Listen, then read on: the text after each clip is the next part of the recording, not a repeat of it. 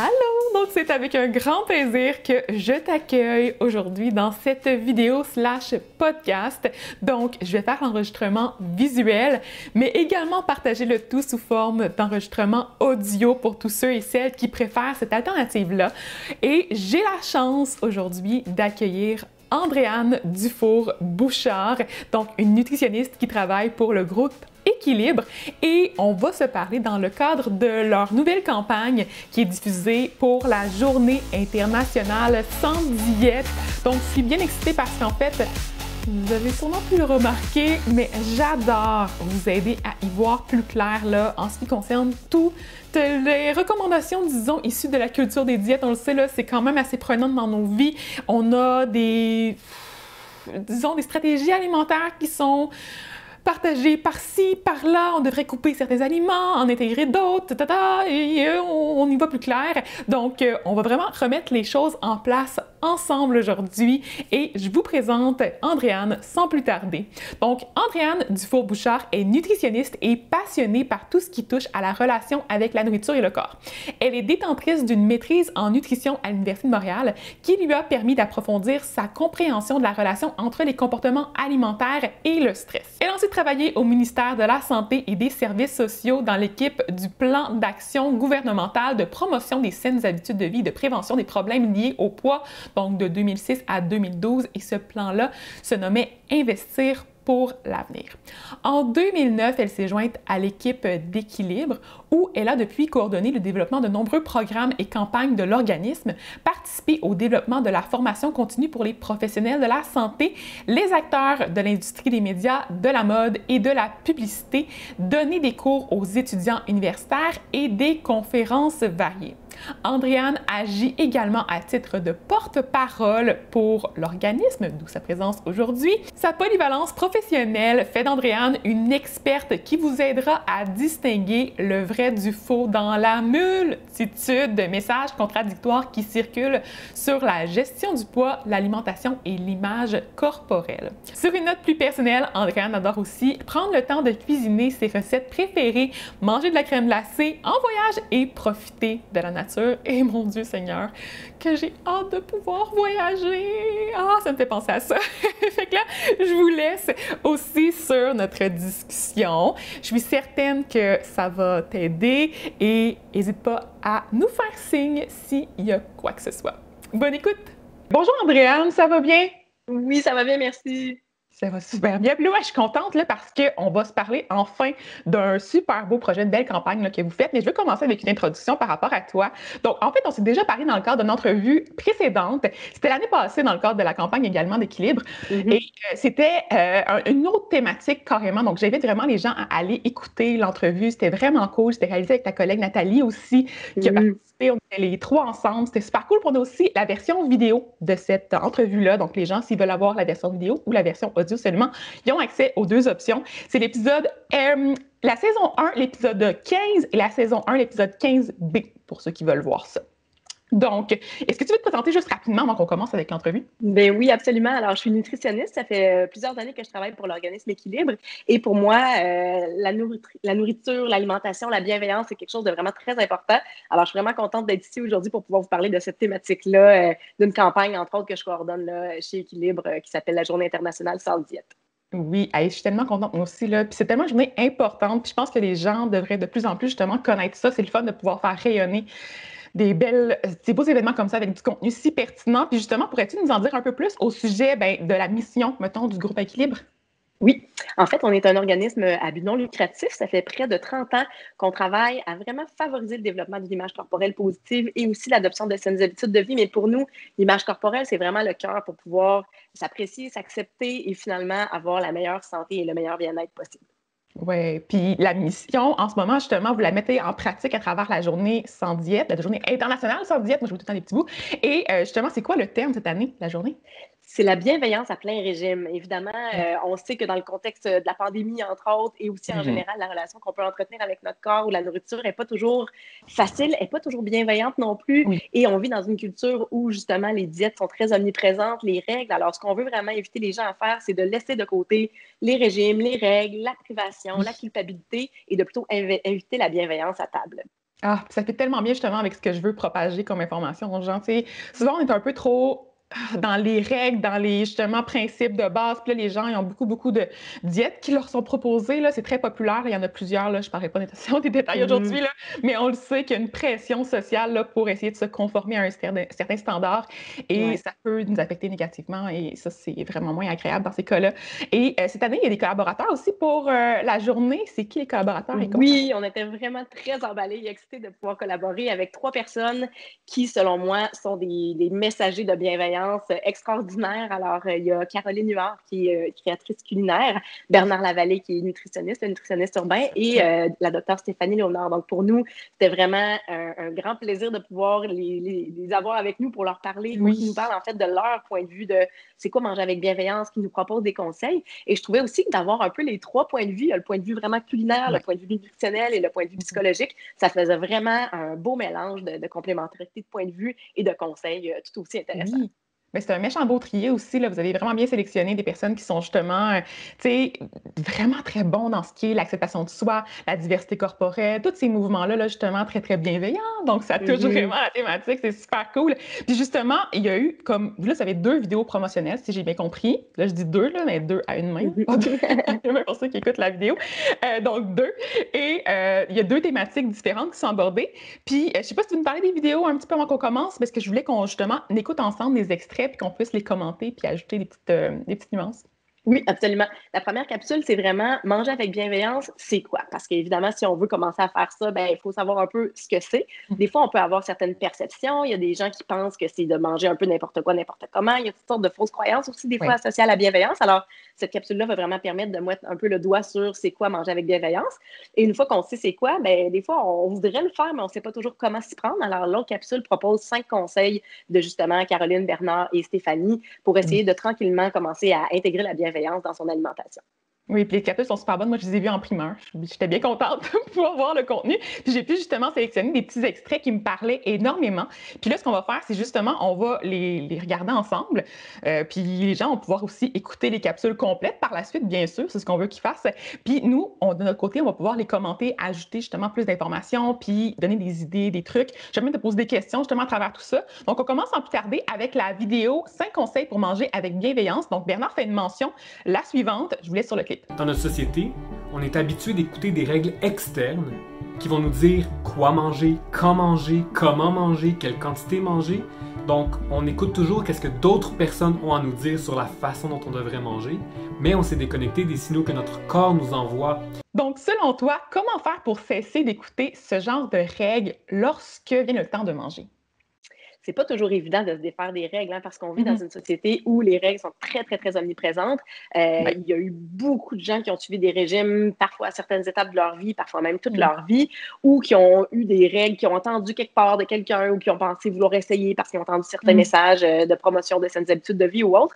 Des fois, on peut même avoir des règles dont on n'est pas conscient, comme par Ouais. exemple se forcer à manger à une certaine heure, ou se dire qu'on ne peut plus manger après une certaine heure, ou pas pouvoir Mhm. manger de pain avec du spaghetti. Il y a toutes sortes de petites choses comme ça qu'on C'est entend vrai, souvent, hein? qui viennent Oui. de cultures de régime. Puis des fois, c'est comme Mhm. intégré tellement qu'on y pense même plus. Donc, la première étape, c'est vraiment d'essayer de prendre conscience de ces règles-là parce que si on les connaît pas, ben, on peut pas s'en libérer. Donc, d'essayer de s'observer, d'essayer de voir où est-ce que la petite voix, des fois, de la culpabilité vient dans notre tête, où est-ce qu'on a un petit sentiment. Tu sais, je pense que si on est quand même à l'écoute de ces sentiments ou des émotions qu'on ressent quand on mange, ça peut nous aider à voir aussi où est-ce qu'il y a une petite règle là, qu'on a l'impression qu'on Ouais. transgresse. Donc, une fois qu'on a identifié cette règle-là, c'est la première étape très importante. Ben, ensuite, on peut passer à la seconde étape qui est moins facile à faire, Mhm. mais qui demande quand même un peu d'effort aussi des fois, mais c'est d'essayer de s'en défaire. Ouais. Pour s'en défaire, on peut aussi essayer de voir est-ce qu'il y a des avantages à ces règles-là? Parce que c'est sûr que quand on suit ou qu'on s'impose des règles, la privation, on a toujours un intérêt qui se veut positif. Hein? Des fois, c'est d'essayer de perdre du poids. On pense que ça va nous aider à être mieux dans notre peau ou d'essayer d'être plus en santé. C'est jamais pour mal faire qu'on suit une règle, mais des fois, de se rendre Mhm. compte que peut-être que cette règle-là nous sert pas autant que ce qu'on aurait pensé. Donc, est-ce que ces règles-là font en sorte que je me sens coupable de manger quelque chose, que je dois refuser des invitations avec des amis parce que là, je vais transgresser ou font en sorte que je pense tout le temps à ça. Je me lève le matin, qu'est-ce que je mange? Je me pèse. Là, finalement, ça va tout faire débouler ma journée. Comment je vais bouger? Qu'est-ce que je vais m'autoriser à manger? C'est ça. Donc, d'essayer des fois de prendre conscience aussi que finalement, il n'y a pas juste du positif à avoir des règles, puis d'essayer de voir à quel point on se sentirait peut-être mieux si on laissait tomber certaines règles. Puis encore là, c'est pas obligé d'être noir ou blanc. Hein. La bienveillance, là, c'est très graduel, c'est très bienveillant, justement. Donc, c'est pas parce que vous avez plein de règles que vous êtes obligé de toutes les laisser tomber en même temps. Vous pouvez prendre tranquillement le temps d'en identifier, peut-être de voir lesquelles sont les plus faciles à laisser tomber ou peut-être celles qui vous envahissent le plus, que vous aimeriez le plus laisser tomber. Donc ça, c'est vraiment propre à chacun. Des fois, il y en a qui aiment ça être motivés par quelque chose de un très gros objectif, puis des fois, plus de commencer par les choses plus faciles. Et après ça, bien évidemment, c'est de se laisser le temps de les laisser tomber graduellement, ces règles-là, en étant justement bien à l'écoute de soi, en s'observant aussi. Puis c'est sûr que laisser tomber des règles qu'on a suivies pendant plusieurs années ou bien des règles qu'on pense qui vont nous amener plus de bonheur ou de santé, ça peut être difficile. Donc encore là, de s'observer puis de se laisser le droit aussi d'avoir certaines petites rechutes ou de ne pas être parfait. C'est ça aussi la bienveillance, c'est de ne pas viser la perfection, c'est de viser l'équilibre. Donc ça se peut que même si vous décidez du jour au lendemain que vous essayez d'écouter les besoins de votre corps puis vos signaux de faim, de rassasiement, ben oui, vous allez trop manger à certains repas, puis des fois, vous allez manger sans avoir faim, puis des fois, vous allez être en train de vous surprendre à calculer quelque chose, puis c'est pas mal. Il faut vraiment vous observer et dire « Hey, voyons, qu'est-ce qui s'est passé? Comment ça que j'ai oublié? » Puis d'essayer de trouver des trucs qui vont bien correspondre là, à vos besoins du moment et surtout de ne pas perdre de vue votre objectif. Là, vous êtes dans un processus. Vous savez que vous voulez aller vers un objectif qui est bienveillant.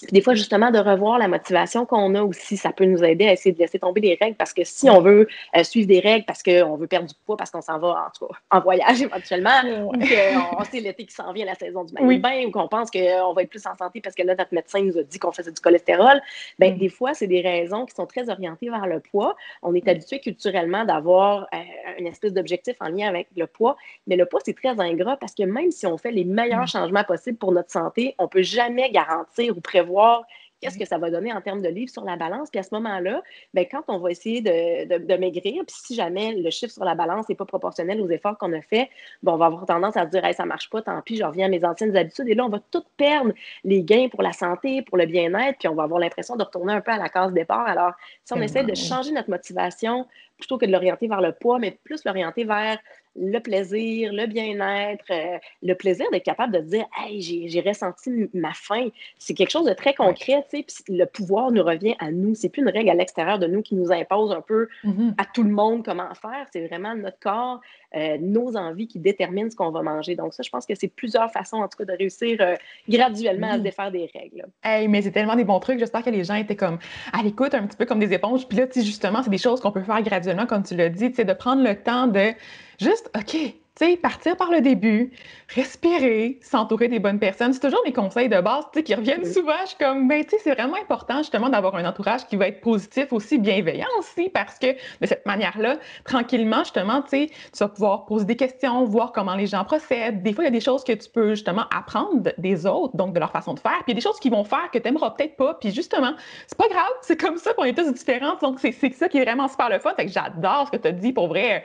C'est comme une petite perle. Je pense que les gens vont pouvoir vraiment garder ça, puis même le réécouter, là, tu sais, se mettre ça dans la tête, puis OK, doucement, on y va, puis on prend notre temps là-dedans. Je trouve que les conseils que tu donnes aussi, tu sais, de s'entourer, de se questionner, de se faire accompagner, c'est toujours des conseils qui sont tellement pertinents. Puis des fois, les gens, on dirait qu'ils ont envie d'avoir une recette magique. Puis souvent, l'industrie de l'amaigrissement, c'est ça qu'ils proposent dans la recette facile, la recette magique. Mais le soutien, s'entourer, c'est tellement des conseils qui sont un gage de succès, qui sont bienveillants, justement. Fait que je pense qu'il n'y a pas de recette miracle. Hein, puis les recettes miracles, il faut comme que ça nous allume une petite cloche, puis qu'on se dise, je pense qu'il y a une petite attrape là. C'est moins sensationnel. Tu sais, c'est moins, ça pogne moins sur Internet, disons, de juste dire aux gens, ben garde, boire de l'eau d'une manière justement qui va correspondre à tes besoins, prendre le temps d'avoir une alimentation qui est peut-être plus colorée, plus agréable en termes de saveur, ces choses-là. Tu sais, les gens sont comme, ben oui, mais là, moi, je veux avoir un résultat là, mais tu sais, en même temps, le corps n'est pas fait pour ce genre de choses-là. Tu sais, si tu as un résultat là, d'après moi, c'est qu'il y a quelque chose qui cloche. Souvent, là, c'est que, tu sais, justement, tu n'as mangé pas assez pour tes besoins, ton corps est justement en état d'alerte.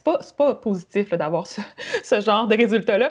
Donc, puis c'est très drôle parce que, justement, je me suis lancée un peu plus assidûment, je veux dire, sur TikTok récemment, puis j'ai remarqué qu'il y a beaucoup encore plus même là, de messages très, très confrontants, très, très, tu sais, liés à la culture des diètes, là, tu sais, les décomptes de calories, tous ces messages-là avec les détox, les thés, tu sais, des choses que tu te dis, oh non, non, non, non. Fait que, tu sais, je prends mon temps pour essayer d'aider les gens à y voir plus clair à travers tout ça. Puis il y avait justement un diététiste nutritionniste là, en France là, qui mentionnait justement le fait que c'est plate parce que sur TikTok, par exemple, ce qui pogne, c'est les avant-après super impressionnants. Ce qui pogne, tu sais, fait que les vidéos qui ont le plus de vues, c'est ces choses-là. Les diètes vraiment drastiques, le jeûne, la diète keto, ces choses-là. Mais quand nous, on vient avec nos résultats de la science puis tout ça, les gens sont comme, ah, mais là, c'est plate, c'est pas le fun, fait qu'il n'y en a pas autant de vues. Mais au moins, avec cette vidéo-là, lui, il y a eu justement plein de vues parce que les gens ont pu voir comme, ouais, finalement, tu sais, mais quand on met ça un côté de l'autre, on se rend compte que, ouais, c'est peut-être juste sensationnel, mais pas tellement une bonne chose pour nous, tu sais. Fait que voilà, c'est vraiment cool. Fait que là, si on parle de la deuxième partie, le deuxième extrait, c'est dans la vidéo 5 conseils pour manger avec bienveillance. Donc, Stéphanie a fait la mention suivante. Je vous laisse sur l'extrait. Porter attention, en fait, aux mots qu'on utilise face à nos choix alimentaires. Là, je parle de quand les gens vont dire je me suis claqué une poutine, j'ai enfilé un hot dog, ou juste quand on mange une gâterie, dire appeler ça une cochonnerie, ou bien appeler ça un plaisir coupable. Donc, ma question pour toi en lien avec cet extrait-là, c'est est-ce que tu as d'autres exemples de vocabulaire qui est moins bienveillant ou plus bienveillant, justement, qui est utilisé à travers les différentes conversations sur les réseaux sociaux ou dans la vie de tous les jours? Mais oui, on entend souvent le lien entre ce qu'on mange puis la prise de poids. « Oh mon Dieu, là, je viens de manger un morceau de gâteau, il va falloir que j'aille brûler ça après. » Ou « Ah, ça s'en va direct dans mes fesses. » On entend souvent ce genre de commentaires-là.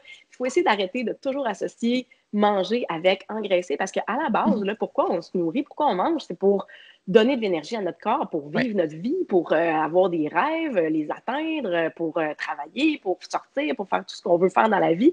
Donc, il faut essayer de penser moins en termes de soustraction, de couper des portions, de couper des aliments, de couper des calories, puis plus de penser en termes d'addition, additionner du plaisir, plus de variété, plus de découverte, plus de tout ça. Donc, d'essayer vraiment là, de revoir un peu notre relation mathématique avec tout ça, je dirais. Là. Puis, il y a beaucoup de termes aussi, hein, comme des aliments légers, des aliments moins caloriques, les fameuses portions à 100 calories. Il y a eu une grosse mode de ça à un moment donné.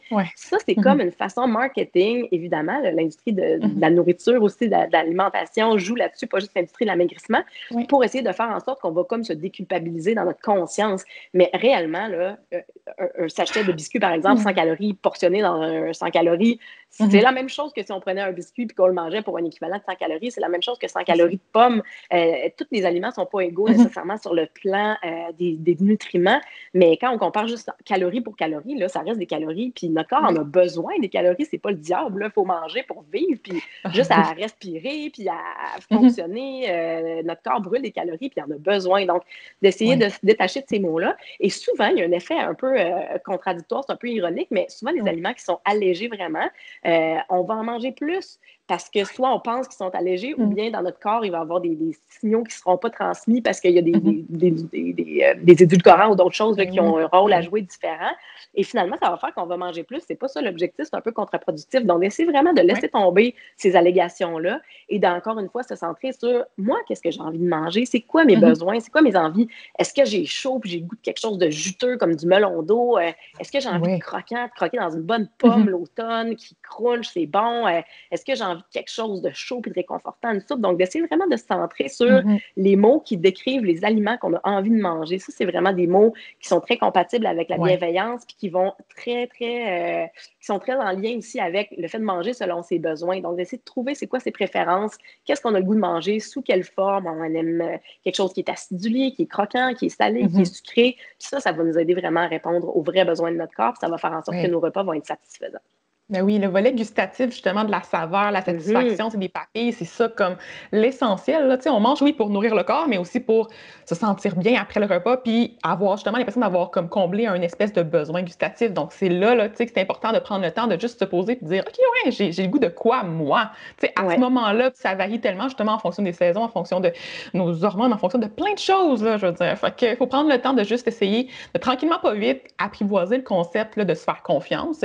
Puis, comme tu l'as dit, tu sais, tout ce qui est petite portion, tout ça, tu sais, il y a du suremballage aussi là-dedans. Des fois, on paye pour ces emballages-là. Tu sais, on paye pour qu'ils nous portionnent ça en petits emballages. Au final, tu sais, ça l'aide personne, ça coûte plus cher, ça donne pas grand-chose. Puis, tu sais, les compagnies, ils jouent beaucoup là-dessus sur notre inquiétude, nos incertitudes. Puis, et c'est ça. Finalement, ils font plus d'argent sur notre dos. Fait que c'est un peu dommage là, de jouer avec ça. Là. Fait que, ouais, moi aussi, je suis vraiment en faveur de ce que tu as dit. C'est vraiment cool. J'ai comme rien à ajouter. On dirait que tu as comme tout touché les beaux petits points. Fait que c'est vraiment parfait. Fait qu'on passe à l'extrait suivant. Donc, encore là, dans la vidéo 5 conseils pour manger avec bienveillance, Caroline fait la mention suivante. Pour moi, manger avec bienveillance, ça signifie manger non seulement pour répondre à mes besoins en nutriments, mais aussi pour répondre à mes besoins en satisfaction. Donc, est-ce que tu as des suggestions pour booster le niveau de satisfaction qu'on va ressentir après les repas?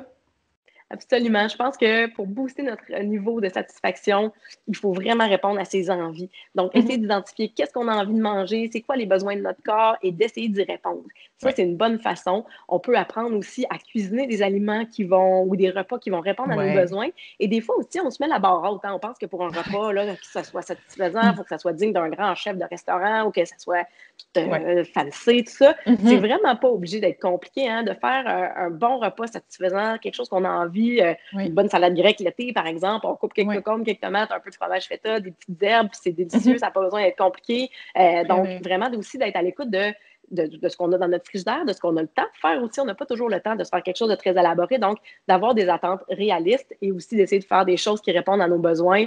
Encore une fois, en ne s'imposant pas la perfection ou le grandiose. Là, c'est des bonnes façons de booster notre satisfaction. Puis quand on a réussi à faire une recette qu'on aime, qu'on s'assoit pour la manger, qu'on prend le temps de savourer les aliments, c'est tellement satisfaisant. Puis ça va vraiment faire en sorte qu'on va être plus capable d'écouter les besoins réels de notre corps et de s'arrêter de manger quand on n'aura plus faim. Ça, c'est une autre clé aussi, là, de vraiment trouver quelque chose qui correspond vraiment à ses besoins, de les savourer. Ça aide à manger juste à sa faim, finalement. Ah, tellement. Puis des fois, comme tu l'as dit, les standards sont hauts. On voit des gens, puis on voit beaucoup, c'est populaire, là, les émissions de télé qui font des recettes, des choses comme ça. Il y en a que c'est très accessible, il y en a d'autres que c'est un peu plus élaboré. Mais c'est pour le show quand même aussi dans certains contextes. Fait qu'on peut pas nécessairement s'attendre à avoir une belle petite assiette super fancy avec les petites décorations puis tout ça tous les jours. Des fois, oui, on a le temps. Des fois, on n'a pas le temps, on n'a pas l'énergie non plus. Puis il faut être réaliste, comme tu l'as dit. Puis tu sais, moi, les choses qui vont me satisfaire les plus, souvent, en plus, c'est tellement simple. Je dois dire que moi, je suis comblée. J'ai réalisé ça beaucoup avec, tu sais, en cuisinant puis tout ça. C'est que des fois, c'est des combinaisons vraiment, tu sais, des classiques. Là. Moi, le banane beurre de pin, genre, tu sais, des choses comme ça, là, c'est vraiment la base. Mais tu sais, j'ajoute ça sur n'importe quoi puis je suis comme, waouh, mes papilles sont heureuses, tu sais. Fait que faut prendre le temps de se connaître aussi à travers tout ça puis d'essayer des choses. Donc, de faire des twists des fois que tu te dis, mais c'est une bonne idée de mettre du fromage à la crème avec de la confiture. Ah, ben on va l'essayer. Finalement, c'est vraiment bon. Bon, ben j'aime ça, parfait, je le sais pour la prochaine fois, puis je peux continuer avec ça, tu sais. Fait que c'est vraiment de faire des mix, d'essayer, puis de se donner la chance là, d'avoir un peu de confiance, justement, à travers tout ça. Fait que super cool. Oui, absolument. Puis là-dedans aussi, j'aime tout ce que tu dis d'essayer. Il faut se laisser l'occasion aussi de se tromper, hein, parce que tout grand chef va avoir raté des recettes. Donc, on peut faire des tentatives, réaliser qu'on aime ça, faire des découvertes ou dire, oh non, ça, vraiment, j'essaye plus ça. Puis peut-être même des fois de penser à tout l'entourage, hein, manger, c'est les aliments, mais est-ce qu'on aime ça se mettre des petites chandelles à la table? Est-ce qu'on aime ça manger avec quelqu'un? Est-ce qu'on aime ça se faire avoir de la petite vaisselle spéciale? Puis encore là, c'est pas nécessaire d'être à tous les jours non plus, mais des fois de penser un peu à l'environnement dans lequel on mange, se mettre de la musique, ça peut être une façon de rendre le repas encore plus attrayant et satisfaisant. Oui, c'est sûr. Puis, tu sais, quand on prend le temps, justement, de s'asseoir puis de cuisiner avec les gens qu'on aime, c'est sûr qu'avec la pandémie, c'est pas évident d'avoir plein de personnes avec nous, mais au moins la famille rapprochée comme ça, puis de prendre le temps de, justement, tester des choses. Puis des fois, l'autre personne pense à quelque chose, puis c'est comme une espèce de danse, là. Tout le monde est comme, OK, moi, j'ajouterais ça. Ah oui, mais moi, j'ajouterais ça en plus. Mais je pense que ça serait super bon. Puis on arrive à un résultat qui comble les papilles de tout le monde, tu sais, puis qui rend tout le monde heureux. Mais en même temps, c'est tellement une belle expérience, là, tu sais, du point de vue des relations, de pouvoir travailler là-dessus, là, tous ensemble. Puis quand on a le temps, c'est sûr que d'autres moments, on a moins de temps, puis il faut être réaliste, mais je pense que c'est vraiment super cool aussi là, à garder en tête. Et là, ça m'amène à poser une question qui est sûrement sur les lèvres de plusieurs personnes. Donc, est-ce que c'est possible d'être bienveillant avec nous-mêmes, même après avoir fait plusieurs régimes? C'est tout à fait possible. Moi, je suis 100% convaincue qu'on peut l'être. Encore là, il faut voir d'où on part, puis il faut voir à quelle vitesse on va aller jusqu'à notre résultat, puis penser un peu au processus en cours de route. Je pense que pour certaines personnes qui ont eu des régimes, des règles toute leur vie, qui sont tannées de ça, qui se sont rendues compte à quel point ça peut être lourd, je pense que ça peut être une libération de se rendre compte qu'ils peuvent reprendre le contrôle sur leur vie, sur leur alimentation, sur leurs émotions, sur leur cuisine à la limite, puis essayer d'explorer tout ça. Je pense que ça peut être quelque chose qui peut être très excitant pour certaines personnes.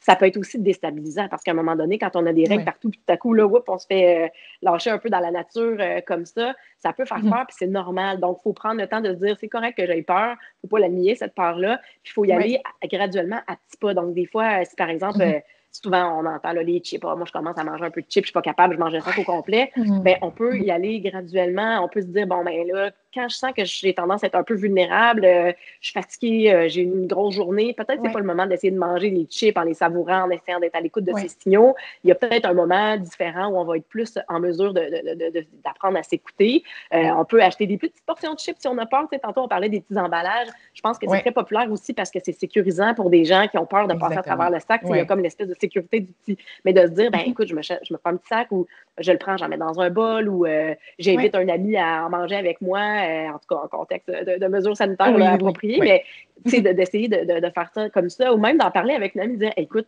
j'ai le goût d'essayer, mais on dirait que ça me fait peur. On peut faire un zoom ensemble, puis on va jaser, puis on va manger des chips en même temps. De ne pas hésiter à demander l'aide de quelqu'un ou même de nutritionnistes, de psychologues. C'est sûr que ça, c'est des ressources qui sont vraiment très, très, très habilitées à accompagner les gens qui ont eu une relation difficile avec le corps ou la nourriture longtemps, puis qui peuvent les aider justement à cheminer là-dedans. Oui. Après ça, il faut essayer justement d'être graduel. Donc, encore là, pas viser la perfection, pas viser l'instantané. Il faut y aller tranquillement puis s'observer. Donc, je pense que c'est possible. Je pense que pour certaines, ça va être très libérateur. Pour d'autres, ça va faire peur. Mais on a différents outils, entre autres, là, sur le site d'Équilibre où l'année dernière, en fait, on abordait un peu cette espèce de contradiction ou d'affront là, entre la tête, le cœur. Il y en a un qui veut laisser tomber les régimes, l'autre qui a peur. Puis on est tout un petit peu en genre de combat intérieur. Donc, on avait développé un genre de parcours où la tête et le cœur ensemble se promènent puis affrontent différentes peurs qu'on peut avoir quand on essaie de se défaire de certaines règles. Là. Donc, peut-être que ça peut en aider certains aussi, mais de se faire confiance puis d'apprendre à se faire confiance. De savoir aussi que c'est pas du jour au lendemain que si on réfléchissait beaucoup dans notre tête, qu'on va reprendre confiance en nos signaux. Mais il ne faut pas oublier que les jeunes bébés, quand ils naissent, les enfants aussi, ils sont très connectés à leurs signaux. Ils ne savent pas combien ils mangent de calories, tout ça. Ils n'en ont pas d'interdit. Des fois, on peut regarder un peu les enfants autour de nous. C'est beau de les voir manger. Ils mangent avec appétit. Ils n'ont pas jamais la petite voix dans leur tête qui vient un peu casser leur plaisir. Donc, d'essayer de prendre ces beaux éléments-là des enfants et d'essayer de les réappliquer pour nous, là, je pense que ça peut manger avec les yeux. Puis la bouche un peu d'un enfant, là, ça peut être une façon aussi un peu de se remettre dans de la vraie bienveillance pure. Là. Tellement, mais tu sais, il faut se dire en fait que si on a fait des diètes pendant plusieurs années, ça se peut que ça prenne justement plusieurs années à redévelopper une relation plus positive avec les aliments, mais il faut y aller peu à peu. Puis je pense que les effets sont quand même, tu sais, les effets positifs sont quand même ressentis assez rapidement quand on commence à enlever les interdits. Même si c'est juste un interdit, c'est déjà comme un bon petit pas de fait dans la bonne direction. Puis tu sais, c'est d'y aller avec les interdits les moins difficiles, disons, à réintroduire, commencer un peu graduellement pour se donner une chance. Puis il y en a d'autres qui vont être plus justement all-in, puis qui vont être vraiment moins stressés par rapport à ça. Ça peut être aussi une bonne option, mais je pense que c'est d'être guidé à travers tout ça, ça va nous rassurer. Si on a besoin justement, comme tu l'as dit, c'est d'aller se tourner vers des professionnels de la santé. Puis on s'entend, il y a beaucoup de nutris aussi ces temps-ci là, qui vont même offrir des services là, pour l'accompagnement pendant les repas, des choses comme ça. Ça peut vraiment faire une belle différence pour ceux qui sont moins à l'aise ou qui auraient juste envie d'avoir quelqu'un avec qui parler ou juste de voir que tu manges en même temps que d'autres personnes. Des fois, ça peut faire même une belle différence. Donc, avoir des conversations de n'importe quoi là, pour briser un peu l'isolement aussi. Là. Fait que ça peut être une très, très belle façon là, d'intégrer tout ça là, dans notre vie, dans notre quotidien. Et là, il y a certaines personnes qui vont croire que le fait d'écouter leur envie et leurs préférences alimentaires va les amener à trop manger, mal manger ou à prendre du poids. Qu'est-ce que tu en penses? C'est une crainte qui est vraiment très, très, très fréquente. Puis c'est normal aussi parce que quand on a des règles, qu'on a été habitué à écouter des repères externes, ça peut faire peur justement d'écouter ses envies parce que les aliments dont on s'est privé en général, c'est des aliments qui étaient interdits comme le chocolat, les chips, la poutine, ces genres de choses-là qui sont soit jugées moins santé ou engraissantes. Mais le fait de faire ça, de donner à certains aliments une valeur peu plus d'interdits, puis à d'autres aliments, quelque chose d'un petit peu normal, banal, ça fait en sorte que les aliments interdits sont un peu sur un piédestal, puis ils deviennent très attrayants. Donc, le fait de remettre un peu les mêmes aliments sur un même pied d'égalité, je suis pas en train de dire que une poutine a la même valeur nutritive qu'une pomme, mais c'est des aliments qui peuvent quand même faire partie de l'alimentation dans un contexte de variété où on peut manger de tout. Donc, en faisant ça, en remettant un peu de façon, en remettant les aliments interdits plus au même pied d'égalité, puis les aliments aussi qu'on mange de façon un peu banale, on peut découvrir le plaisir de les manger aussi, mais ça va faire en sorte éventuellement qu'on va être capable de manger des aliments interdits dans des quantités qui répondent plus aux besoins du corps, puis qu'on va être capable finalement d'en manger sans aller jusqu'au bout du sac, jusqu'au bout de la rangée de biscuits. Donc ça aussi, c'est un travail de longue haleine, d'observation. On peut se faire accompagner encore par des nutritionnistes ou des psychologues pour travailler là-dessus si on a besoin, mais je pense que ça vaut la peine d'arrêter d'avoir peur de prendre du poids ou de mal manger parce qu'au contraire, se permettre des aliments, écouter ses envies, c'est la meilleure façon d'avoir une relation positive avec la nourriture et une alimentation équilibrée. Ah, tellement, là. J'ai l'impression aussi que c'est ça, les gens vont couper certains aliments, ils vont plus les avoir à la maison, tout ça, pour plus avoir la tentation. Mais en même temps, c'est tellement agréable de savoir justement qu'il y a un sac de chips ou du chocolat dans le garde-manger, puis d'être capable justement d'en manger quand on en a envie, puis la portion qui nous convient. Tu sais, des fois, on a la fameuse tendance à, quand on démonise un aliment, ben, quand on va pour le manger, on se dit, oh, mais j'ai scrappé ma journée, il est trop tard, j'ai fait un faux pas. Donc, tant qu'à avoir fait ça, je vais manger l'aliment complet, je vais me sentir très nauséeux et pas très bien. Et là, justement, les inconforts physiques sont là, la honte est là, la culpabilité est là, puis là, c'est comme vraiment pas agréable. Fait que je pense que c'est mieux justement de manger une portion qui va nous convenir, puis d'avoir bâti une belle relation positive que de tomber dans la restriction. Oui, absolument. Et justement, là, on parle un peu, là, tu sais, indirectement de ces petites alternatives-là qui sont mises en place depuis le confinement. L'année passée, on s'est parlé justement, au début du confinement, on avait parlé quand même un peu là, de comment on allait vivre ça. Puis c'est drôle quand même justement qu'on ait à en reparler parce que ça fait comme plus qu'un an là, qu'on est dans le confinement. Mais là, on a vécu quand même cette situation-là qui est quand même particulière. Et là, j'étais curieuse de voir justement, selon toi, c'est quoi les conséquences du confinement sur notre alimentation après comme un peu plus qu'un an là, à être là-dedans? Il y a une étude de l'Institut national de santé publique du Québec qui montre que 51% des femmes et 40% des hommes ont vu la préoccupation à l'égard de leur poids augmenter au fil de la pandémie. Puis on voit que ces chiffres-là ont tendance à augmenter graduellement quand même depuis le début, là. Donc, on voit que malgré la pandémie, le culte du corps, la pression d'être mince reste encore très, très présent. Les habitudes de vie ont été un peu chamboulées aussi avec la pandémie. C'est sûr que ça a évolué. Il y en a au départ... peut-être pour qui ça a été un moment pour cuisiner davantage, pour ceux qui font du télétravail. Il y a eu toutes les modes là, de faire son pain, ses desserts, etc. Donc, je pense que ça peut avoir du bon pour certaines personnes de pouvoir justement avoir plus de temps pour cuisiner. Pour d'autres, c'est pas du tout ça quand on est un professionnel de la santé qui travaille avec les cas de COVID toujours ou professeur dans les écoles, ça ouvre, ça ferme. Il y a quand même des contextes difficiles pour plusieurs un peu partout aussi. Donc, ça dépend un peu de sa réalité. C'est sûr que les habitudes de vie ont changé aussi justement. Donc, on a vu encore plusieurs personnes avoir peur de prendre du poids, plusieurs personnes prendre du poids puis avoir peur un peu de ne pas le reperdre ou avoir peur de retourner peut-être même au bureau des fois puis d'être vu comme ça avec le nouveau poids. Mais ce qu'il faut se rappeler, là, c'est que notre corps est en train de traverser en ce moment une pandémie. C'est une situation exceptionnelle. Donc, c'est normal que les repères qu'on a d'habitude ne soient pas nécessairement les mêmes. Puis c'est pour une période qui est déterminée dans le temps. Là. Je pense que ça s'en vient mieux, j'espère. Ça va avoir avec la vaccination et tout, là. Exactement. Alors là, ben, quand ça va être fini, on va pouvoir revenir à certaines habitudes qu'on avait avant. Ça ne veut pas dire que ça va être pareil comme avant. Ça ne veut pas dire que si on a pris du poids, on va reprendre notre poids d'avant. Il faut encore une fois faire confiance à son corps puis laisser les choses aller puis voir ce que ça donnera. Mais je pense qu'il faut être conscient que c'est comme une parenthèse, un peu comme quand, par exemple, on a un bébé, le référent émotif n'est pas du tout le même, mais quand on a pris du poids pendant notre grossesse, ben, à un moment donné, notre corps a changé puis il va réévoluer jusqu'à un certain niveau éventuellement. Donc, c'est un peu la même chose. C'est une durée dans le temps où est-ce qu'il est arrivé un événement spécifique ou comme on se casse une jambe, on ne peut plus faire de sport comme avant pendant 6 mois, ben, c'est sûr que ça a un impact sur certaines habitudes qu'on a, mais quand c'est fini, ben, ça revient puis on reprend les habitudes d'avant. Donc, ça, c'est une chose à se dire. Pour l'alimentation, c'est la même chose aussi. Hein. On a changé certaines habitudes peut-être. Pour certaines personnes, justement, peut-être qu'ils peuvent plus cuisiner en télétravail, mais ils sont souvent à côté du garde-manger, puis des fois, ça fait qu'ils ont plus accès au réfrigérateur. Donc, on entend souvent ça aussi, ce genre de commentaires-là. Puis je pense aussi qu'il faut pas négliger à quel point, justement, on a parlé tantôt du fait que l'alimentation, ça répond à plusieurs besoins. Un besoin nutritionnel, mais aussi des besoins sociaux, culturels, de réconfort, etc. Mais là, en pandémie, des fois, les façons qu'on a de ventiler ou de se réconforter, par exemple, en allant souper avec des amis, en allant voir un film, en allant au cinéma, peu importe, en allant au théâtre ou en voyant des gens, on les a moins, ou en allant s'entraîner. Il y a plusieurs gyms qui ont été fermés aussi. Ça Donc, aussi, la petite soupape qu'on avait avant pour gérer un peu certaines émotions ou certaines tensions ou notre stress, on l'a plus. Ça se peut que l'alimentation ait comblé plus souvent qu'avant ce rôle-là aussi de réconfort ou plus émotif.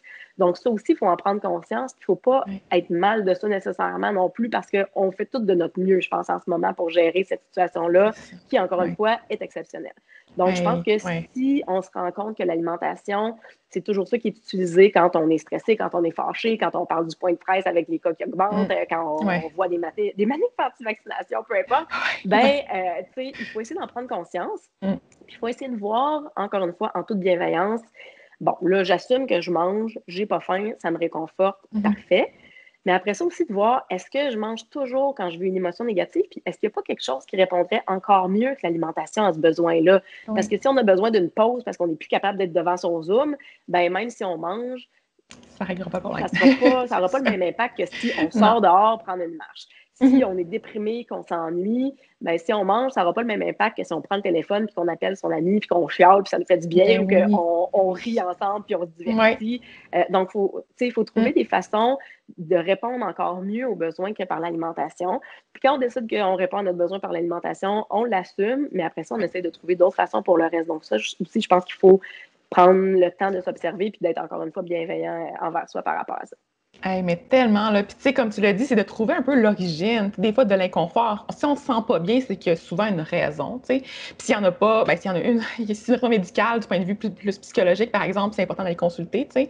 Mais si c'est comme une raison, justement, de la vie de tous les jours ou un petit moment où tu te dis, OK, j'ai eu une chicane, des fois, de justement prendre le temps de parler avec la personne puis de régler le problème en tant que tel, ça va, tu sais, avoir des conséquences sur nos envies alimentaires. Puis non plus de ne pas se sentir coupable quand on a envie de manger juste parce qu'on est triste, parce qu'on est fatigué, mais de juste prendre le temps de faire comme OK, j'ai mangé parce que j'étais écœurée de ma journée, ça ne marchait pas aujourd'hui. Ça me tentait de manger ça juste parce que ça m'aidait à ventiler, mais de prendre le temps de peut-être la prochaine fois voir comment on peut régler le problème, si on peut le faire en amont. Puis si ça revient, d'être bienveillant à travers tout ça, puis d'essayer de voir là, comment améliorer les choses pour se sentir mieux. C'est vraiment le bien-être qui est comme l'élément fondamental un peu de l'approche, dans le fond. Fait que je pense que c'est le fun de revenir à l'essentiel puis de s'entourer. C'est toujours ça, encore là. Fait que psychologue, autant que nutritionniste, autant que d'autres professionnels de la santé pour ce qui est du mouvement aussi, tu sais, bouger à la maison, ça peut faire du bien aussi, tu sais, puis on est peut-être un peu plus sédentaire. En tout cas, moi, personnellement, j'ai déménagé aussi dans la pandémie puis tout ça, là. Fait que j'ai pas été au gym, j'aurais pas, même si quand ça l'a ouvert, là, j'ai pas été au gym dans ma région, j'ai pas, tu sais, fait que j'ai pas fait de gros sport comme je faisais avant.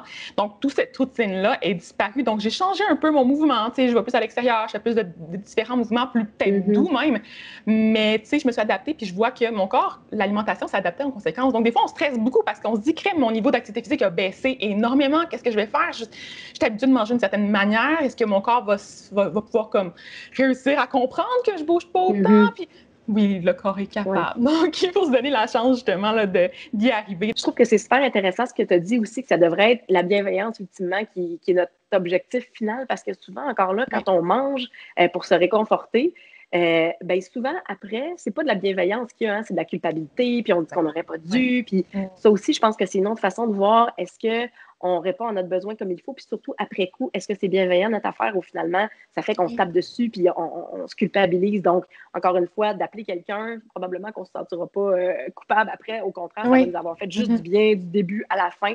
Donc, d'essayer de penser à ça, tu sais, qu'est-ce qui va me faire du bien sur le coup, mais aussi qu'est-ce qui va prolonger ce bien-être-là, cette bienveillance-là un petit peu plus longtemps. Oui, puis la culpabilité vient beaucoup aussi de la restriction qui était là auparavant, puis des fois de la culture des diètes, puis des principes qu'on a établis comme étant, des aliments mauvais qu'on a mangés un peu trop, puis là mais au final, justement, notre corps peut s'adapter, là, fait que si tu manges un peu plus une journée, éventuellement, ça se peut que ta faim soit moins présente la journée d'après, mais de pas faire ça catégoriquement, de se dire, OK, j'ai mangé beaucoup plus la soirée, le matin, j'ai coupé le déjeuner, ça aussi, c'est pas une bonne stratégie, là. Je pense quand même qu'il faut alimenter le corps pour avoir de l'énergie pour passer à travers la journée, parce que même si tu as mangé plus, l'énergie n'est pas nécessairement encore présente le matin, là, fait que tu n'auras pas nécessairement ce goût-là d'affronter ta journée, fait que je pense qu'il faut aussi penser comme ça. Donc, on passe à la question suivante. À ton avis, comment est-ce qu'on peut être bienveillant avec notre corps en période de confinement? Donc, as-tu des trucs pour les gens? Bien, je pense qu'on peut être reconnaissant, justement, parce que notre corps est en train de passer à travers cette pandémie-là, parce que notre corps nous a accompagnés tout ce temps-là. Donc, d'essayer d'être reconnaissant puis d'essayer de voir notre corps, pas juste pour l'image qu'il projette, mais pour ce qui nous permet de vivre puis de faire les activités qu'on peut essayer. Je pense que c'est de voir le corps comme ça, d'essayer d'en prendre soin aussi, puis de ne pas voir nécessairement l'alimentation ou l'activité physique comme une façon de contrôler son poids ou de vouloir le modifier, mais comme une façon d'en prendre soin, parce qu'il va nous accompagner toute notre vie, ce corps-là. Puis plus on va en prendre soin, bien, plus on espère, on va l'avoir en santé avec nous pour vivre notre vie. Donc, de voir que quand on le nourrit, on en prend soin, quand on va dehors marcher, qu'on fait des choses pour nous faire du bien ou être plus zen, ça aussi, c'est des façons de prendre soin de notre corps. Donc, essayer de changer encore une fois notre mentalité, de voir notre corps comme quelque chose qui n'est pas correct puis qu'il faut changer, puis plus comme quelque chose qu'on devrait tellement apprécier puis entretenir dans une optique de pouvoir continuer de vivre sa vie, là. Fait que ça, je pense que c'est un bon conseil. D'essayer de trouver des choses qu'on aime aussi, de prendre le temps, des fois, je sais pas, d'aller prendre un bain, de se faire un massage, de se faire les ongles si on aime ça, peu importe, de prendre des petits moments pour prendre soin de notre corps puis l'apprécier aussi. Donc ça, je pense que ça peut être des façons d'essayer de se réconcilier avec notre corps pendant la pandémie puis de laisser la balance de côté. J'aurais envie de dire là, qu'on peut la prendre minimalement et la ranger vraiment très loin. Si on est prêt pour un pas de plus, là, je dirais qu'on peut la mettre directement dans les poubelles dès maintenant parce que il n'y a pas d'avantage à se peser tout le temps. Il y en a qui se pèsent des fois dans une journée pour voir s'ils ont pris du poids après un repas. C'est sûr que quand on mange, le poids des aliments a un poids, ça va paraître sur la balance, mais c'est pas parce qu'on a engraissé. Puis même d'une journée à l'autre, on ne peut pas savoir. Là. Il y a des fluctuations très normales dans le poids du corps. On peut laisser ça à notre médecin de famille une fois par année pour voir si on n'a pas un problème de santé qui causerait un très grand gain ou une très grande perte de poids. C'est utile de se peser à certains moments quand il y a un contexte. Mais tous les jours, ça devient un peu trop obsessif. Ça va faire en sorte que notre journée va être toute déterminée en fonction de ce poids-là, puis ça va nous empêcher de vivre notre vie. En fait, là, c'est pas la balance qui détermine notre vie. Ça devrait pas être comme ça. Donc ça, je pense que c'est une autre façon aussi d'essayer d'être plus bienveillant envers son corps, c'est de se détacher du poids puis de l'instrument qui nous renvoie toujours que finalement, on n'est pas assez à la hauteur. Puis des fois, là, c'est tellement fort pour une question de 1 ou 2 livres. C'est quoi 1 ou 2 livres, vraiment? Puis des fois, là, on reste focusé sur un chiffre parce que c'était le chiffre de, je sais pas, là, la date de notre mariage ou le chiffre qui faisait qu'on rentrait dans nos jeans préférés. Bien, ça aussi, là, mettez ça de côté, ces jeans-là, achetez-ça qui vous font, puis appréciez votre corps, habillez-vous pour être bien, puis essayez d'enlever là, le focus trop du poids. Oui, puis c'est très drôle que tu en parles parce que j'ai partagé une vidéo très récemment par rapport au fait que là, ça fait plus qu'1 an que je me suis pas pesée. Parce que moi, auparavant, à cause de mes tests de diète, à cause de certains petits trucs, je me pesais quand même dans ces contextes-là pour voir. Puis tu sais, j'ai développé une habitude à me peser, puis tu sais, je suis un être humain, on s'entend, donc tu as une tendance des fois à faire comme « Ah, tu sais, je veux juste valider pour voir par curiosité » ou « Mon copain se pèse parce que je sais aucune... » Tu sais, il peut faire ce qu'il veut, mais j'ai la balance devant mes yeux, donc c'est une tentation quand même, tu sais, une curiosité. Puis j'ai réalisé que ça avait vraiment des impacts négatifs sur ma santé mentale autant que physique, parce qu'après ça, on est tenté de compenser pour la prise de poids d'une livre ou 2 livres, ou même si c'est plus de livres, on compense quand même, puis on n'est plus à l'écoute du corps. Donc, indirectement, ça nous fait vraiment du mal. Puis il y a plein de personnes qui sont venues me parler en privé pour me dire qu'eux autres aussi avaient soit laissé tomber les balances, puis il y en a aussi que c'est des belles histoires de...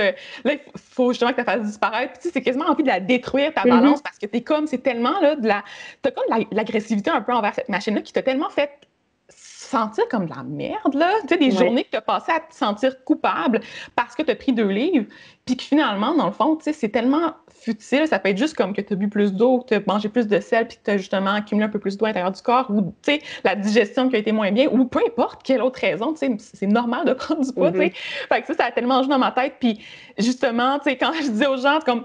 mettez la balance de côté, puis si possible, genre, jetez-la. Puis je trouve ça fun que tu disais ça parce que des fois, on est tenté à se dire, ouais, mais c'est une machine, je peux pas vraiment l'acheter. Il y a peut-être, si tu veux donner des choses, tu sais, donnez-la pas idée de la donner. Je pense pas que ça l'aide, ça déplace le problème à quelqu'un d'autre. Fait qu'au final, je pense que c'est mieux de les faire disparaître si possible. Puis de juste comme passer à autre chose, puis le médecin peut s'en charger, effectivement, des pesées s'il y en a besoin. Là. Je pense qu'après ça, c'est plus tant nécessaire pour nous là, en tant que tel. Puis on s'en rend compte là, quand notre corps change aussi. Là, je veux dire, on a des yeux, là, on est capable de voir. Fait que, déjà là, c'est une source de stress, ça. Fait que la balance, c'est comme un extra stressant encore plus. Puis c'est tellement trop précis pour rien. Là, fait que voilà. Puis justement, j'aimerais ça parler un peu de références que tu peux nous proposer. Donc, as-tu des ressources qui sont bienveillantes, des livres, des sites web, d'autres trucs du genre? Oui, mais sur la page de la campagne de la Journée internationale sans diète, sur Oui. l'équilibre.ca/bienveillance, il y a plusieurs outils de réflexion, les capsules vidéo, des billets de blog, des conférences, un outil qu'on peut même utiliser pendant qu'on mange un repas pour voir justement, là, est-ce que je suis en train d'avoir des pensées de culpabilité? Comment je fais pour écouter mes signaux? Donc, il y a plusieurs outils intéressants, là, je pense, qui vont pouvoir accompagner les gens là-dedans, des dégustations de fruits, de chocolat pour essayer de manger plus en pleine conscience, des conférences pour aller plus loin. Donc, ça, je pense qu'il y a beaucoup de matériel sur le site d'Équilibre. Plusieurs billets de blog aussi qui ont été rédigés par des professionnels de la santé. Je dirais que mon conseil général pour les références, là, c'est vraiment de s'assurer que ça soit des références ou des conseils qui proviennent de professionnels de la santé parce que souvent, dans le domaine du poids, de l'alimentation, de l'activité physique aussi même, il y a plusieurs personnes qui s'improvisent experts, qui ne sont pas des experts. Puis on peut avoir une très bonne expérience personnelle à succès qui a fonctionné pour nous, mais ça ne fonctionnera pas nécessairement pour quelqu'un d'autre. Puis la relation avec le corps, la nourriture, c'est tellement intime et personnel. Il y a tellement de facteurs qui influencent tout ça qu'on ne peut pas copier-coller exactement la recette de quelqu'un d'autre. Donc,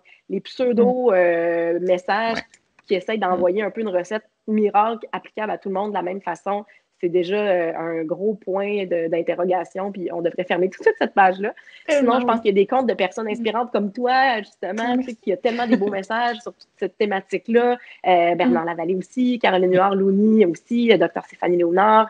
Il y a l'Association pour la santé publique aussi qui ont un site Méfiez-vous des apparences trompeuses où, justement, ils ont toutes sortes d'outils pour essayer de faire en sorte d'aiguiser un petit peu notre esprit critique par rapport à des plaintes aussi. Oui, s'il y en a qui voient des choses passer, là, puis des dénonciations un petit peu juste pour mentionner qu'on a une inquiétude vis-à-vis de quelque chose qui est partagé. Des fois, ça peut être un supplément qui est propagé, puis que les gens sont comme vraiment, ils en beurrent épais sur les bienfaits, puis là, tu te dis, pas sûr à quel point c'est vraiment fiable, puis que c'est un produit qui est sécuritaire. Fait que des fois, on peut envoyer juste un petit message là, aux gens qui se chargent de ça, là, puis ils peuvent garder tout ça en banque pour faire des dossiers, là, puis éventuellement faire des démarches en conséquence là, du point de vue légal. Là. Fait que c'est important aussi d'en parler. C'est super pertinent, ça, parce que souvent aussi, les gens qui vont suivre une diète, puis qui vont abandonner, puis qui vont reprendre le poids, ils vont jamais remettre en doute la méthode. Ils vont se dire « Oh mon Dieu, j'ai manqué de volonté, j'aurais dû... » Non, mais c'est jamais les personnes le problème. Hein. Les régimes, là, il y a plusieurs études qui montrent qu'il y a à peu près 5% des gens qui réussissent à maintenir la perte de poids. Donc, 95% des gens qui vont reprendre le poids perdu au cours des 5 années environ suivant l'arrêt d'une diète. C'est la méthode, le problème. Donc, on l'a dit des fois là, dans d'autres contextes, mais est-ce qu'on achèterait une auto dont le moteur arrête toujours après 1 an? Jamais. Tu sais, ça se dirait, puis les gens boycotteraient cette marque d'auto-là, par exemple. Mais les régimes, on dirait qu'on n'ose pas le dire. On pense automatiquement que c'est nous le problème. Donc, plus on va le dénoncer, plus on va dire que ça ne fonctionne pas, plus les gens vont réaliser aussi que ce n'est pas de leur faute, puis qu'ils vont essayer, j'espère, d'arrêter de suivre ces régimes-là. Donc, n'hésitez pas à dénoncer quand ça ne fonctionne pas, puis à en parler autour de vous aussi. Tellement. Puis tu sais, c'est ça qui est dommage avec ça, c'est qu'on met tout le fardeau sur nos épaules, puis le nombre de personnes qui ont fait à répétition le même régime, tu sais, ils vont faire ça pendant 1 année, ça fonctionnera peut-être pas après ça, ils vont reprendre le poids, ils vont recommencer le même régime, puis tu sais, je veux dire, oui, on apprend, mais en même temps, on pense toujours que c'est de notre faute, justement, si on n'a pas réussi, parce qu'on peut voir d'autres personnes pour qui ça réussit, mais ça veut pas dire, justement, qu'eux, ils ont vraiment réussi aussi, là. Des fois, le poids est peut-être parti, mais il y a une relation plus difficile qui s'est développée, il y a d'autres aspects négatifs qu'on voit pas, là, justement, sur les photos avant-après ou sur les poids, tu sais. Fait que il faut voir ça dans l'ensemble aussi. Puis souvent, c'est ça, quand c'est question de diète, de suppléments, de trucs qui sont miracles, c'est rarement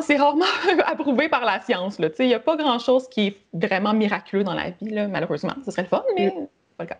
C'est pas le cas. T'avais-tu d'autres références aussi à proposer ou c'était tout? Il y a Vifa Magazine aussi qui propose plusieurs billets de blog, entre autres des fois pour les parents. On peut essayer aussi de transmettre certains messages comme ça de bienveillance à nos enfants, hein, en leur apprenant justement à écouter leurs envies, en les respectant, en faisant pas des petits commentaires. Des fois, on a été élevés comme ça aussi, là, finis ton assiette si tu veux avoir ton dessert, ou d'essayer de contrôler les portions des enfants, mais justement, ils sont bien régulés à l'intérieur, donc il faut essayer là, de préserver ça le plus possible, cette belle naïveté là, d'enfants, et de les impliquer avec nous dans la cuisine, de savoir comment être un modèle positif. Là, donc, il y a plusieurs conseils et autres billets de blog juste pour les adultes, mais qui sont parents aussi sur Vifa Magazine. Je pense que ça peut être une belle ressource aussi.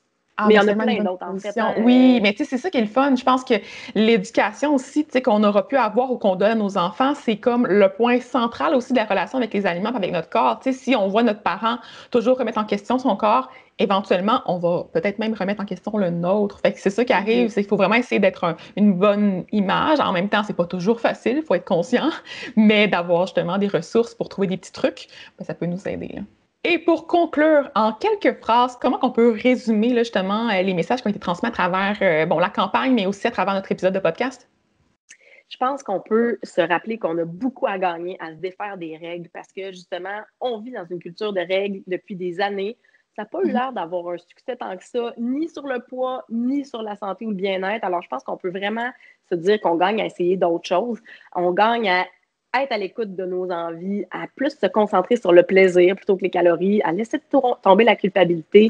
Je pense que c'est toutes des façons de manger avec beaucoup plus de bienveillance, beaucoup plus de plaisir. Puis, tous ces petits gains-là qu'on va faire au fil du temps, même si c'est des tout petits gains au quotidien ou même à chaque mois ou à chaque année, peu importe, mais ça va nous suivre tout au long de notre vie. Puis, on mange quand même en général 3 fois par jour. Donc, plus on va avoir de plaisir à manger, ben plus on va avoir de plaisir en général, puis plus ça va être porteur parce que justement, ça revient souvent. Il ne faut pas oublier non plus que la bienveillance, c'est pas une nouvelle règle. Il faut pas, on a tendance à s'embarquer dans un chemin des règles toujours, mais encore là, c'est un processus, c'est quelque chose qu'il faut faire avec justement beaucoup de bienveillance graduellement. Donc, ne pas encore une fois s'imposer que ça soit parfait. Donc, d'essayer là, de vraiment changer sa façon de faire, puis justement, c'est ça, viser beaucoup plus l'équilibre que la perfection. C'est normal qu'il y ait des fluctuations, autant dans notre appétit que dans nos préférences, que dans notre énergie, que dans notre envie de cuisiner. Et c'est tout à fait correct. Donc, de vraiment prendre le temps de penser à nous et de faire des choses qui vont être bonnes pour nous. Ah, je trouve ça le fun que tu aies mentionné aussi le fait qu'il ne faut pas que ça devienne une nouvelle règle parce que souvent on tendance à faire ça. Là. Je sais quand on parlait justement de la faim et de la satiété, ces choses-là, les gens sont tombés dans le régime un peu de la faim et de la satiété, mais il ne faut pas non plus être obsédé par rapport au fait de manger juste quand on a faim puis d'arrêter de manger directement au bon moment puis d'essayer de trop penser. Le rationnel est important quand même dans l'expérience alimentaire, mais je pense que c'est comme une petite parcelle qui doit être mélangée avec le reste. Là. Fait que voilà. Hey, je suis trop contente d'avoir joué avec toi. On va inviter aussi les gens à aller vous suivre sur vos différentes plateformes. Donc, allez voir aussi les vidéos. Les vidéos vont être à quel endroit? Peux-tu nous expliquer? On va diffuser la campagne sur les réseaux sociaux là, tout au long de la semaine, mais les vidéos sont aussi sur équilibre.ca/bienveillance. Donc, vous allez pouvoir aller les consulter là aussi. Super. Je vais mettre les liens aussi là, sur mon site web et dans les différentes publications que je vais partager en lien avec le podcast. Puis, si vous avez des questions, n'hésitez pas non plus à les poser. Puis, c'est ça. Un gros merci encore à toi. Puis, à bientôt. Merci beaucoup à toi. À bientôt. Super. Bye. Salut.